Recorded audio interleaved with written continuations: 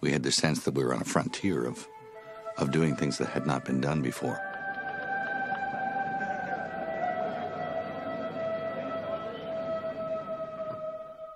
There are so many elements to make something happen. And the people we work with were fantastic and understood the vision.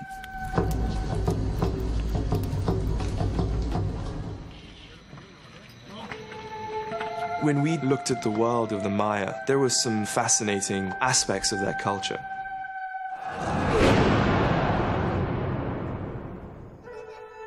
How they lived, what their religious beliefs were, what their spiritual world looked like, what were their customs, what were they doing in terms of their ceremonies. There was a real need for the audience to feel that they were watching something real. They had to buy into the story from the moment they saw the first characters on the screen.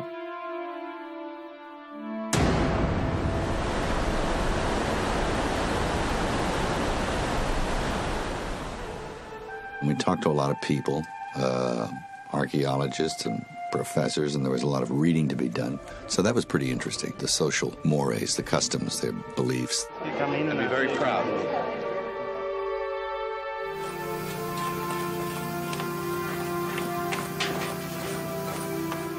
Very sophisticated civilization, at the same time very brutal.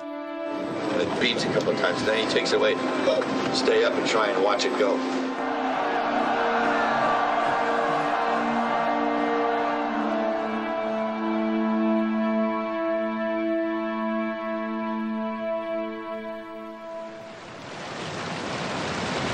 A lot of location scouting, huge amounts. We went to Guatemala, we went to Costa Rica.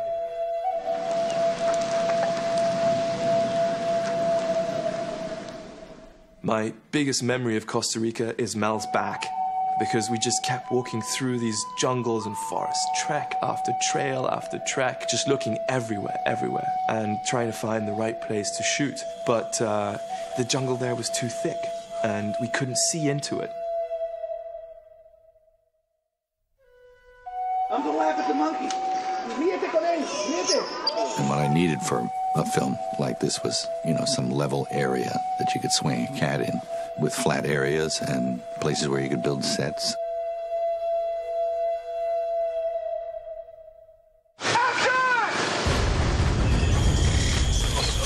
And so Mel went to Mexico, and I didn't go with him. And he went to see this jungle there that had been told about by Anna Roth, who was the production manager on the film. It was basically jungle. They wanted jungle, and the fact that it was Mayan made it logical to be sort of like put together in Mexico. There, bang, bang, bang, bang, bang, bang. And so he went to see this piece of jungle, and he called me, and he said, "Dude, I found it. I found the jungle." And I said, "Wow, cool. What's it like?" And he goes, "It's beautiful." Action! It's flat, so we can do all the chase stuff we want to do. We can have our actors run through it. Cool. That was great. But the best thing about it is you can see deep, deep, deep into this jungle. And it's got these huge trees, and they really create the scenes. I mean, they really add to the atmosphere. There's a serenity to it. In Mexico, we were able to find some primary rainforest. Some really impressive stuff. I mean, as you saw, these trees are amazing. That was beautiful. So we chose Catemaco, the village that was near this piece of jungle, as our base for the next 5-6 months. But you're out there for those 2 exchanges. I want to see you smiling and enjoying it, laughing. Okay. And go. Action. We started with a small group in the jungle where the requirements were not so big. We had a normal crew. And then as we approached the city, in order to fulfill the needs of the visual concept, as far as wardrobe, makeup, hair, it just became big, big, big. We're talking 700 extras. 700 extras is not such an outstanding figure, but the visual concept is so complicated that each one of these extras has a makeup person and a hair person and a wardrobe person. And if you multiply it by 700, that is a lot of people. I suggested to Tom Sanders, what about doing the city in a bigger place? Some place where I could house all the people that were required. So we then moved to Veracruz, where we had built the city set. The camera's going past and you just go... There's a tremendous effort being made for it to be real. Of course, some people say, well, you could do it all in CG, or you could do it all in models, you know. But really, Mel said, well, you know, I need to have a city there. I need to see something. And you can turn from side to side, and, you know, and you can kind of more or less control it. Well, they had to be practical. And you had to be able to walk people through it and march them upstairs and look at them from down the bottom and have things roll down. And so there was a lot of work required for that. It took a long time.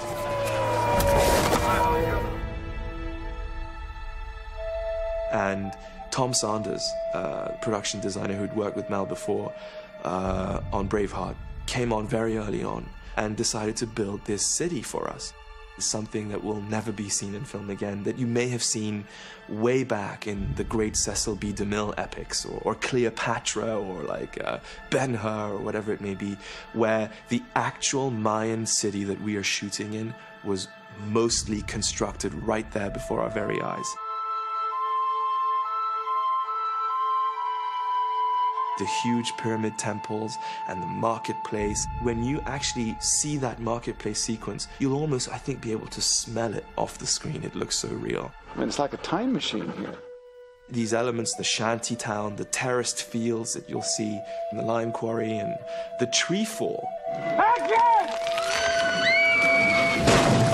Everything that you will see in this film were actual, real elements that we shot. The main components of the city were designed and built there for us on set and maintained for months like that.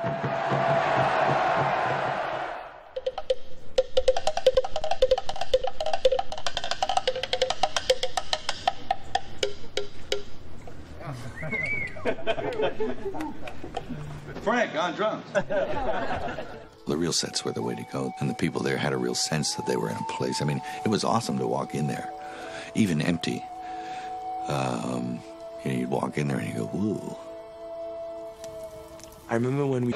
Start clearing, please. Quiet all around. Silencio, por favor. We're ready to shoot. All cameras set, guys. Atención, speed. And the storyteller's telling a story, and then when he...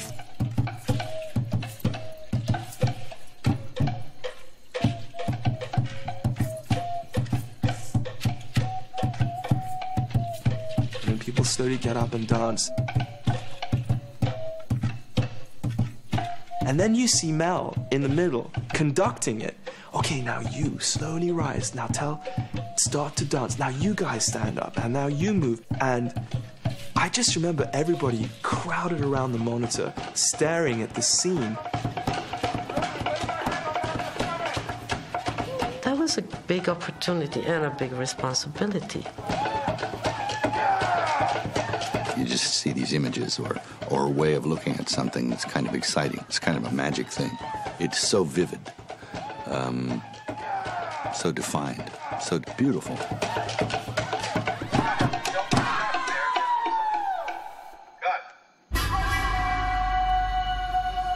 It was perfect.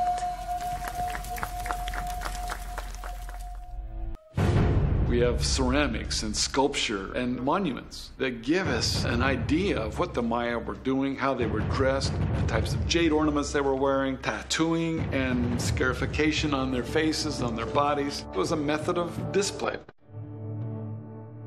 There was a lot of elegance, even the way they chose to see themselves. You're showing yourselves off. You want to be seen. Very elegant, very stylized.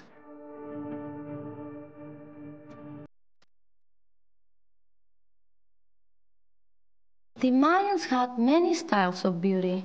Looking good for the others was an obligation. For her? Yeah. There is actually a lot of information on how the Mayans wore their empire. The challenging thing was how to interpret all this.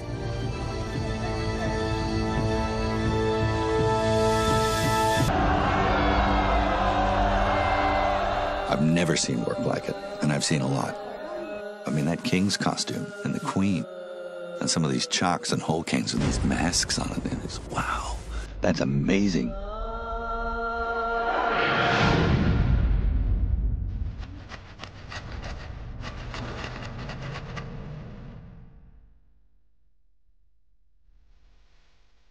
To set all the different tones that we wanted to use, we made samples of all these colors from natural vegetables and animals that the Mayans used. For example, this beautiful red sienna comes from rojo cochinilla, and it gives you a variety of degrees of this kind of red. We also used indigo blue, so many hues in one single feather. And we actually were able to recreate a green that comes from bladder of animals. We're making costumes that nobody ever done. The prints that you see have to be recreated because they did it freehand. We did about 50 different designs, patterns, and embroidery that they have from those times. Every single thing that you see in this movie is hand-sewn, handmade. You can't get any shortcuts because we shoot in 5 cameras all the time. It has to be perfect.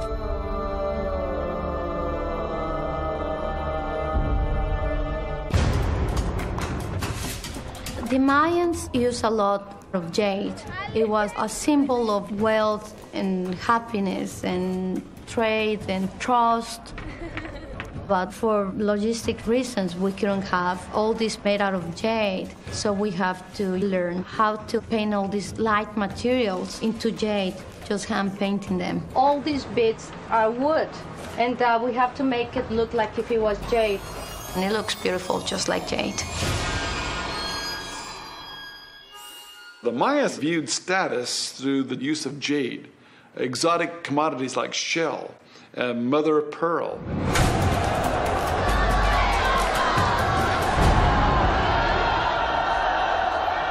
One of the most obvious things was the use of jade ear spools. So it would perforate the earlobe, a small piece of jade in, and then gradually expand that until it was able to accommodate a large ornament. Stem from the fact that Mel, as an artist and as a filmmaker, is at a place where he can take those chances. Some of the things that you will see in this film, you will never...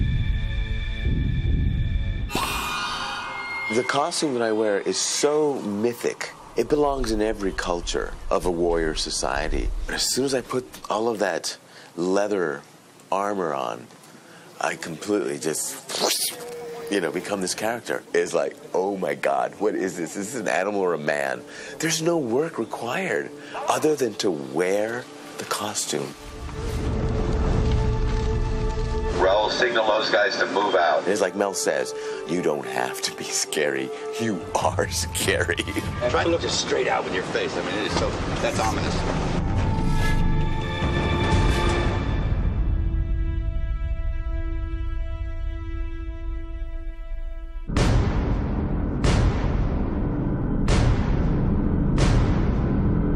This is not a normal movie. It is a big makeup and hair movie. ¿Te puede maquillar así, por ejemplo? Sí. Por la noche? Sí. ¿Te gustaría? Sí. My department is quite big. Probably it's the biggest I ever had in my life, like 250 people. Details are so important. Even though you don't see it, you feel it. This has really been a big challenge. I start to see every single drawing, what they used to have for ears and earrings, for nose bridges, for tattoos, and everything which is makeup.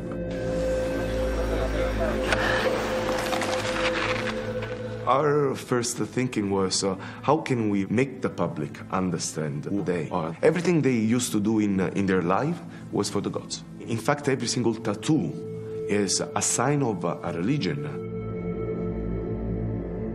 They had a concept of afterlife and a concept of life as it related to afterlife. The behavior that they'd exhibit because of that, They had a concept of paradise and damnation and sin.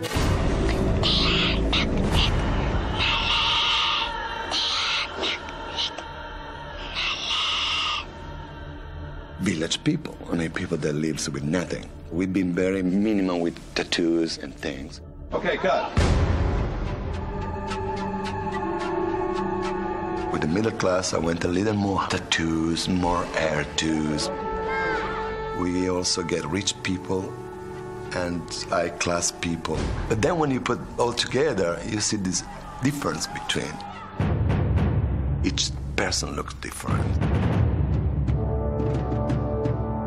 You've got these beautiful ladies with the jade teeth who are like using their fans and laughing and smiling. And you can tell that there's something different about them. Maybe you say something to her in your language.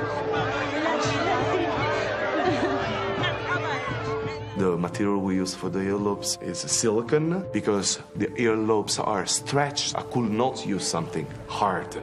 I need to have movements. Another very important thing was the Mayan profile. The real Mayans have curls. There is a particular Mayan nose, the original Mayan look. That's great. That was one of the first questions. Do you mind wearing a prosthetic nose? All the makeup, the scarifications, the tattoos, the various piercings that were applied to the actors every single day. Morning after morning, these busloads of extras would come in, and there were rows and rows of makeup chairs with mirrors and little red lights above them. Every time a new... There was something very exciting in terms of being able to come up with weapons that people had never seen before. Simon Atherton is a world-class armorer. Every film you've ever seen that you think the weapons in it are cool, Simon Atherton probably supplied the weapons. Yeah, you got it. That's amazing. That's staggering. He's a favorite of mine, particularly when it comes to primitive weaponry. So you were going for fish hunter, right? And Rudy got by you. It's like pig and farmer, you know. So you're chasing him back. I've worked with Noel before. I worked with him on Braveheart. It was one of the first big feature films I ever did. He doesn't just limit his activity to, you know, being the armorer or the weapons guy or the designer. He's really creative with some of these things. For example, a frog and some blow darts. He says, "What's this?" And he had this little dart that he made, you know, with some Q-tips and a, you know, straight pin.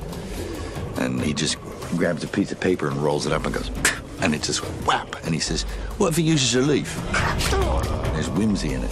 He came to this film really wanting to strike that perfect balance between historical accuracy and things that just looked cool. First of all, you've got to figure out what tools they've got and what materials they've got. From that, you can figure out what kind of weapons they'd have. We knew that the Mayans didn't have any metal. What they used was obsidian, which is a very hard, very sharp kind of glass mineral that would cut through anything. The edge on it is just horrific. And then that made a fantastic sword. This is an obsidian sword. Not many of these things have survived. And this would be a very sharp, cutting edge. It's got blades, obsidian blades on it? Yeah. These things were studded with obsidian and could inflict some serious damage. And it was brutal. It was amazing. It was glass is going to shatter, but it doesn't. They also used that kind of material for their sacrificial knives. They could cut and slash, get inside a man's ribcage within seconds. And if you imagine that's the last thing that you see as it's coming towards you. In this film, people aren't attacking only, they're going out to take prisoners. So we had to invent weapons that not only killed people, but stunned people. So you'll see some of the weapons don't have obsidian on both sides, like this sword. They will have it on one side. And that would be to inflict a stunning blow rather than a killing blow. These are the weapons and techniques that the Mayans had. It was absolutely accurate historically. Here they were being seen for the first time on film.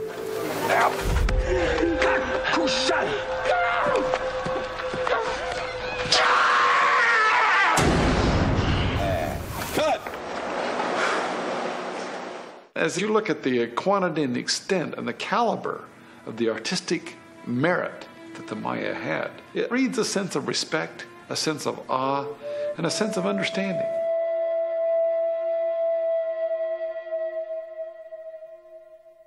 from the moment the film starts to the moment it ends, you feel like you're transported into this world that you are seeing very much primarily through visual means of communication. And what ends up happening is that you buy it more. You really believe these people. You think that those are the actual Mayans, and we just took a camera and happened to shoot this fantastic action story in the real world. To put all these things together into a film with huge moving parts is amazing to watch. That's what filmmaking is about. But it was a very exciting thing to look at, that it looked dynamic, that it was odd. Something so strange to look at, what people thought of as beautiful or what they wished to adorn. And, you know, quite frankly, one started off with that, boy, why would they think of that? But by the time you were finished looking at them, they were beautiful. I mean, it was just like, okay, I know why they did that.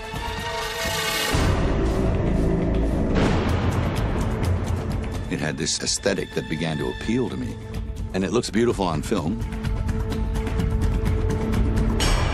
And it fills you with wonder.